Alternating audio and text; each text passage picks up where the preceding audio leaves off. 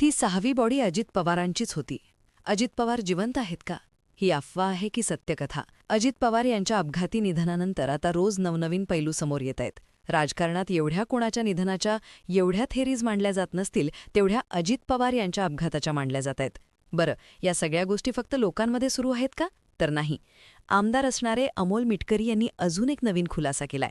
अजित पवार ज्या विमानामध्ये होते त्यात अपघाताच्या वेळी कुणीतरी 6वा व्यक्ती विमानातून उडी घेण्याच्या प्रयत्नात होता, असा खळबळजनक दावा मिटकरी यांनी सोशल मीडियाच्या माध्यमातून केला.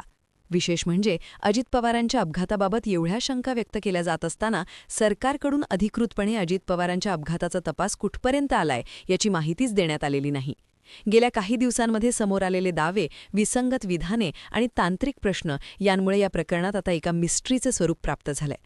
अजित पवार यांच्या निधनानंतर आत्तापर्यंत कोणकोणते दावे करण्यात आलेत याचीच माहिती आपण आजच्या या व्हिडिओच्या माध्यमातून जाणून घेणार आहोत.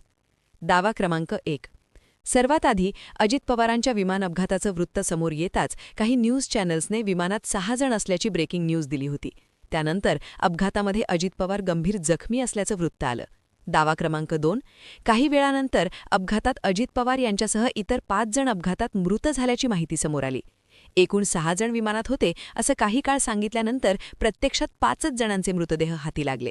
दावा क्रमांक 3. अपघात कमी दृश्यमानतेमुळे झाल्याचं सुरुवातीला सांगण्यात आलं. पायलटने पहिले लँडिंगचा प्रयत्न केला, परंतु तो अयशस्वी झाला. त्यानंतर त्याने पुन्हा एकदा रनवे दिसत असल्याचं सांगून लँडिंगसाठी अप्रोच केला. परंतु रनवेच्या अवघ्या 100 मीटर अंतरावर विमान कोसळलं. परंतु अपघाताचा सीसीटीव्हीतील व्हिडिओ समोर आल्यानंतर त्या ठिकाणी अगदी स्पष्टपणे आकाशात विमान घिरट्या घालत असून नंतर ते कोसळल्याचं स्पष्ट दिसतंय. याचाच अर्थ त्या ठिकाणी दृश्यमानतेचा प्रश्न नव्हता हे यातून स्पष्ट होतंय. दावा क्रमांक 4. अपघात झाल्यानंतर अजित पवार यांच्या हातावरील घड्याळामुळे त्यांच्या मृतदेहाची ओळख पटल्याचा दावा सुरुवातीला करण्यात आला. तसं प्रत्यक्षदर्शींनी सांगितलं, परंतु अमोल मिटकरी यांनी दिलेल्या माहितीप्रमाणे अजित पवारांची ओळख घड्याळामुळे नाही तर त्यांनी घातलेल्या जॅकेटमुळे पटल्याचा नवा दावासुद्धा करण्यात आला. दावा क्रमांक 5. अपघातात अजित पवार यांचा मृत्यू झाल्याची माहिती क्षणात देशभरात पसरताच पश्चिम बंगालच्या मुख्यमंत्री ममता बॅनर्जी यांनी यात घातपाताची शंका व्यक्त करत एकच खळबळ उडवून दिली. दावा क्रमांक 6. ममता बॅनर्जी यांनी अजित पवारांच्या विमान अपघातावर घातपाताची शंका व्यक्त करताच तातडीने अपघाताच्या दिवशी शरद पवारांनी मीडियासमोर एक निवेदन सादर केलं. त्यात त्यांनी हा निव्वळ अपघात असून यात राजकारण आणू नये असं सांगितलं. दावा क्रमांक 7. माजी मंत्री राजेश टोपे यांनी सांगितलंय की अपघाताच्या दिवशी त्यांना सकाळी 7:30 वाजता एका कार्यकर्त्याचा फोन आला आणि त्याने अजित पवारांच्या अपघाताची माहिती दिली. मीडियाच्या देखील अगोदर आपल्याला अजित पवार यांच्या अपघाताची माहिती कळल्याचा दावा राजेश टोपे यांनी अगदीच सुरुवातीलाच केला होता. दावा क्रमांक 8. अजित पवारांचे खंदे समर्थक श्रीजित पवार यांनी नुकतंच एक ऑडिओ रेकॉर्डिंग सादर केलं. त्यांच्या दाव्यानुसार अपघाताच्या दिवशी सकाळी 8:37 त्यांचे अजित पवारांशी प्रत्यक्ष बोलणं झालं होतं. जर 8:37 पर्यंत अजित पवार जिवंत होते आणि फोनवर बोलत होते तर मग राजेश टोपे यांना 7:30 वाजता अपघाताची बातमी कुणी आणि कशी दिली? हा 1 तासाचा फरक कस काय पडतोय हा यातून प्रश्न निर्माण होतोय. दावा क्रमांक 9. आमदार अमोल मिटकरी यांनी सोशल मीडियावर टाकलेल्या पोस्टनुसार अपघाताच्या वेळी कुणीतरी विमानातून बाहेर पडण्याचा प्रयत्न करत असल्याचं त्यांनी म्हटलंय. याआधी गोजूबाबीच्या माजी सरपंचांनी देखील असाच एक दावा करणारं स्टेटमेंट केलं होतं.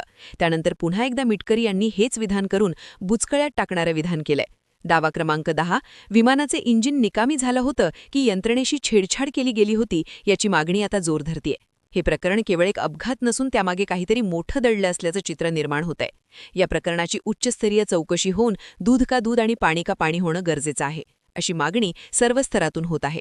थोडक्यात अजित पवार आपल्यातून निघून गेले असले तरी त्यांनी आपल्या जाण्यासोबतच अनेक प्रश्न देखील निरुत्तरी सोडले आहेत. अजित पवार कदाचित आज आपल्यात असते तर त्यांनी या सर्व कोंड्यांची प्रश्न सोडवली असती.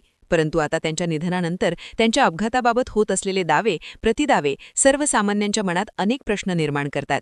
विशेष म्हणजे महाराष्ट्रातील इतका मोठा नेता गेलाय, पण तो कसा गेला, का गेला याची चौकशी काय, येण्या जाण्याचे फुटेज कुठलीच माहिती सरकारकडून दिली जात नाहीये. आणि त्यातल्या त्यात सापडलेल्या 5च बॉडी. प्रत्यक्षदर्शी म्हणतात अजितदादांच्या घड्याळावरून आम्ही ओळखलं. पोलीस म्हणतात तिथे कुठलं घड्याळ सापडलं नाही. एका सरपंचाने केलेल्या दाव्यानुसार विमानातून एक व्यक्ती बाहेर पडण्याचा प्रयत्न करत होती. अमोल मिटकरीही तोच मुद्दा उचलतायत आणि त्यामुळे काही लोक तर म्हणतात की अजित पवार जिवंतच आहेत आणि त्यांची ती शिवाजी द बॉस या मूव्हीप्रमाणे पुन्हा रिएंट्री होईल. असो, या जर तर प्रश्न, चर्चा, गोंधळात टाकणाऱ्या कल्पनाशक्ती अशा अनेक गोष्टी आहेत. पण सरकार म्हणून या अपघाताबाबतची जबाबदारी सरकार देत नाहीये या गोष्टी मात्र प्रश्नचिन्ह निर्माण करणाऱ्याच आहेत. शरद पवारांनी केलेली घाई हा तर प्रश्न होताच. हा अपघात आहे, यात राजकारणाने चौकशी होऊ द्यायची होती, पण शरद पवारांनी तातडीने हा मुद्दा उचलला.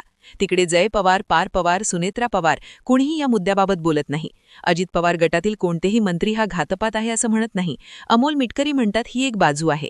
विलिनीकरणाचा मुद्दा 12 तारखेला समोर येणार होता. खरोखर 12 जानेवारीला जर विलिनीकरण होणार होतं आणि आत्ताच्या सगळ्या हालचालींवरून, देहबोलींवरून प्रफुल्ल पटेल, तटकरे, भुजबळ, मुंडे यांसारख्या नेत्यांना ते नको होतं, म्हणून यामधल्या 8-10 दिवसांमध्ये त्यांच्याबाबत काही घातपाताचा कट रचला गेला का? हा प्रश्न सोशल मीडियाच्या माध्यमातून उपस्थित होत आहे. आता या सगळ्या प्रश्नांची उत्तरं तो ब्लॅक बॉक्स बाहेर आल्यानंतर कळेल. ब्लॅक बॉक्स बाहेर आलाय, मात्र अजित पवार जाऊन जवळजवळ 5-6 दिवस उलटत आलेत. मात्र त्या ब्लॅक बॉक्समध्ये काय आहे याची माहिती सरकार म्हणून अधिकृतपणे कुणीच देत नाहीये. एक ते अमोल मिटकरी हा घातपातच आहेत या गोष्टीवरतीच शिक्का लावतायत, तर दुसरीकडे यावरती दुसरे मात्र नेते कुणीही बोलत नाही. त्यामुळे अजित पवार जिवंत आहेत का?